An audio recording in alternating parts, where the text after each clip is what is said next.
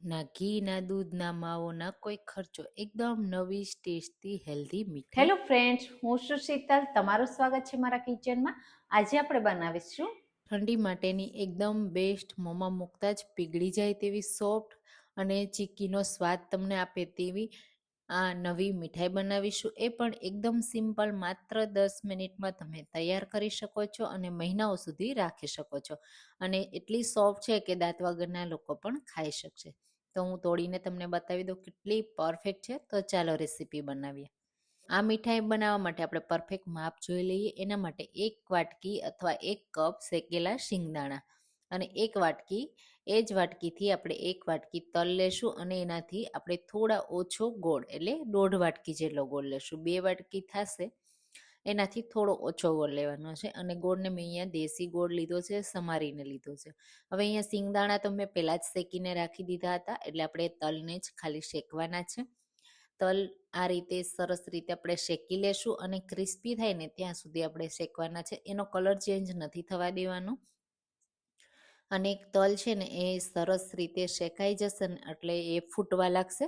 તો બસ આપણે એને 2 થી 3 જ મિનિટ માટે શેકવાના છે. તો તમે તલ અને સિંગદાણામાંથી આવી મીઠાઈ ક્યારેય ટ્રાય કરી છે કે નહીં, ચોક્કસથી મને કહેજો.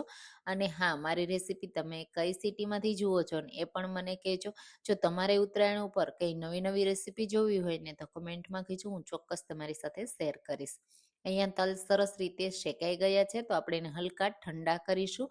તો એને થોડી વાર માટે સાઈડમાં મૂકીશું. ત્યાં સુધીમાં આપણે જે સિંગદાણા શેકી ફોતરા કાઢી રાખ્યા હતા ને તેનો પાવડર કરી લેશું. જેટલો બને ને એટલો ફાઇન કરવાનો, પણ એમાંથી જોવાનું કે તેલ રિલીઝ નથી થતું ને એ રીતે આપણે કરવાનું. તો આ રીતે પહેલાં મેં સિંગદાણાનો ક્રશ કરી લીધા અને તમે જુઓ આ રીતના થોડા દાણા દાણા છે, હજુ એકદમ ફાઇન પાવડર નથી થયો.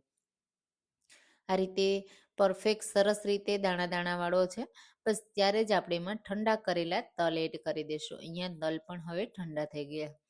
તલના દાણા એકદમ નાના હોય તો ઠંડા થતાં વાર પણ નથી લાગતી. બસ આ રીતે સિંગ અને તલને હવે આપણે ક્રશ કરી લેશું. એટલે જે સિંગદાણાના ટુકડા હતા એનો પણ પાવડર થઈ જશે અને અધકચરા તલનો પાવડર થઈ જશે. આપણે એકદમ તલને ફાઇન નથી કરવાના. તો પલ્સ મોડમાં મેં 2 જ વાર ચલાવ્યું છે, એટલે આ રીતનો પાવડર તૈયાર થયો. અને તમને કોઈક દાણો તલનો આખો પણ દેખાશે અને કોઈ દાણો અડધો પણ દેખાશે. એ રીતે મેં ક્રશ કર્યા છે. બસ હવે આપણે આમાંથી મીઠાઈ તૈયાર કરીશું. એના માટે આપણે એક પેન લેશું અને એમાં ગોળ એડ કરી દેશું. અહીંયા આપણે ઘી એડ કરવાની જરૂર નથી. હવે આને સોફ્ટ બનાવવા માટે માત્ર 2 ટેબલ સ્પૂન જેટલું પાણી એડ કરીશું. પાણી એડ કરશું ને એટલે ગોળ તરત જ આ રીતે મેલ્ટ થવા લાગશે. અત્યારે ગેસની ફ્લેમ મેં મીડિયમ રાખી છે. જેમ જેમ આપણે એ ગોળ મેલ્ટ થશે ને એટલે ગેસની ફ્લેમ લો કરી દેશું, કારણ કે આપણે અહીંયા કોઈ ચાસણી નથી કરવાના, માત્ર ગોળને મેલ્ટ કરવાના છે. તો ગોળના નાના ટુકડા હશે તો જલ્દી મેલ્ટ થઈ જશે, જો મોટા ટુકડા હશે તો થોડી વાર લાગશે. બસ આ રીતે કન્ટિન્યુઅસલી ચલાવતા રહેશું ને એટલે તરત જ ગોળ છે ને મેલ્ટ થવા લાગશે. તો અહીંયા તમે જુઓ ગોળ હવે ઓલમોસ્ટ મેલ્ટ થઈ ગયો છે અને હજુ મને એમાં થોડા ટુકડા દેખાય છે અને આ રીતે એમાં બબલ્સ પણ આવવા લાગ્યા છે. તો બસ આ રીતે બબલ્સ એમાં આવવા લાગે ને એટલે કે ફીણ વળવા માંડે ને એટલે આપણે સ્પીડ રાખવાની ગોળને મેલ્ટ કરવામાં.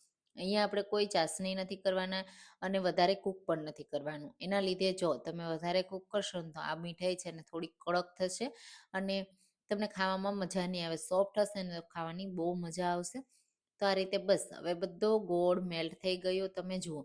હવે એમાં બબલ્સ પણ તમને મોટી સાઈઝના દેખાવા લાગ્યા હશે. તો આ રીતે ચેક કરી લેવાનું પહેલાં ગોળ મેલ્ટ થયો છે કે નહીં. તમે જુઓ પ્રોપર મિક્સ થઈ ગયો અને આ રીતનું મિક્સર છે ને પતલું જ છે, કોઈ થીક નથી. હવે ત્યારે જ આપણે ગેસની ફ્લેમ એકદમ લો કરી દઈશું. લો કરશો ને એટલે તમને થોડી જ વારમાં જે આ બબલ્સ છે ને એકદમ ઓછા થતા દેખાશે. થઈ ગયા ને એકદમ ઓછા.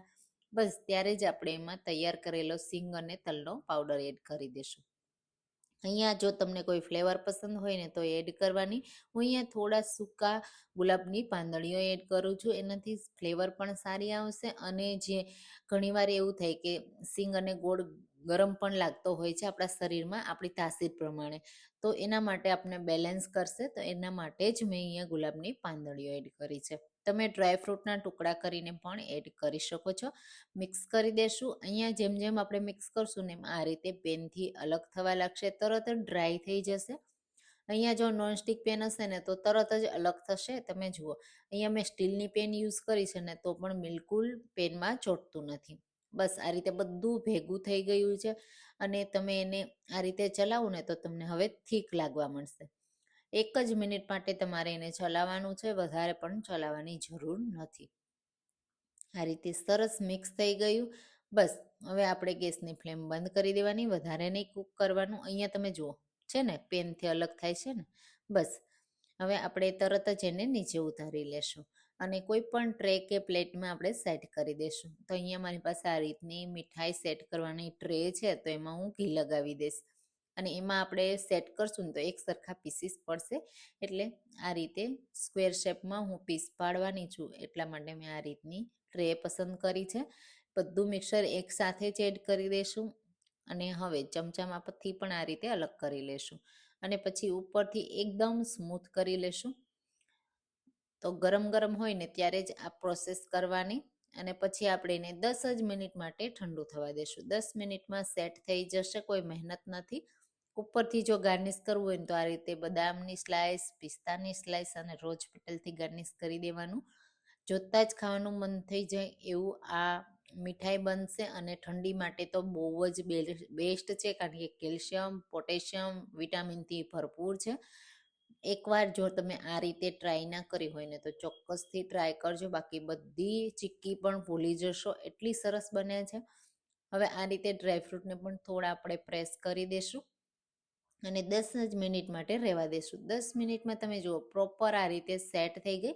હવે હું તમને કટ કરીને બતાવી દઉં. કટ કરતા સમયે તમને બહુ કડક પણ નહીં લાગે અને એકદમ સોફ્ટ પણ નહીં લાગે અને આસાનીથી કટ પણ થઈ જશે અને આસાનીથી પ્લેટમાંથી પણ ડિમોલ્ડ થઈ જશે.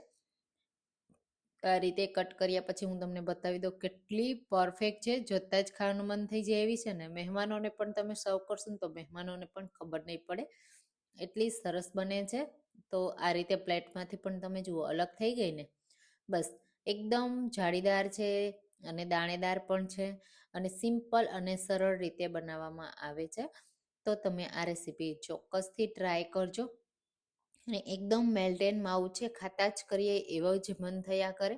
તો જો તમે આ રેસીપી ક્યારેય ન બનાવી હોય તો લાઇક કરજો, શેર કરજો અને એકવાર ટ્રાય પણ કરજો અને મારી ચેનલને પણ સબસ્ક્રાઈબ કરજો, જેથી તમને આવી નવી નવી રેસીપીઓ મળતી રહે. હવે હું તમને એક પીસ તોડીને પણ બતાવી દઉં કે કેટલી પરફેક્ટ સોફ્ટ બની છે, ટેસ્ટી બની છે અને સેટ પણ થઈ છે.